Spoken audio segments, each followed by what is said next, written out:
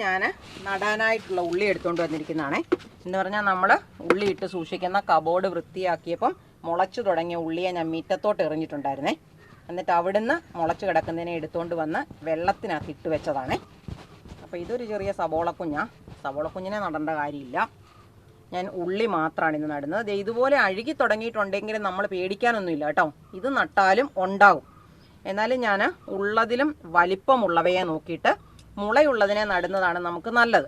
ഇനി ഇതിന് മുളയില്ല എന്ന് വെച്ചിട്ട് കുഴപ്പമൊന്നുമില്ല.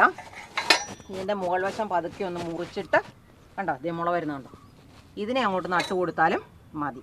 അപ്പോൾ 1, 2, ഇത് 4 എണ്ണം. അപ്പം ഞാൻ 4 പീസാണ് നടാൻ പോകുന്നത്. അപ്പോൾ ഇവിടോട്ടൊരു ചെറിയ കുഴി ഉണ്ടാക്കിയിട്ട് ഇവിടെ ഇതിൻ്റെ ഒരു പകുതി ഭാഗമേ മണ്ണിനകത്ത് താഴാവുള്ളൂ കേട്ടോ.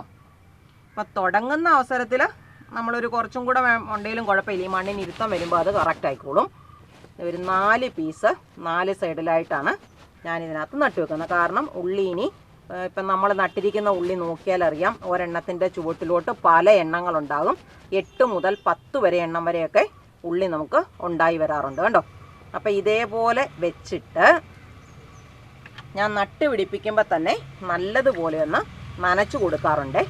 അപ്പം ഇങ്ങനെ നനച്ചു കൊടുത്തിട്ട് നമ്മൾ വെച്ചിരുന്നാൽ മതി. ഒരു കുറച്ച് ദിവസങ്ങൾക്കുള്ളിൽ തന്നെ അവർ കിളുത്തു വരും.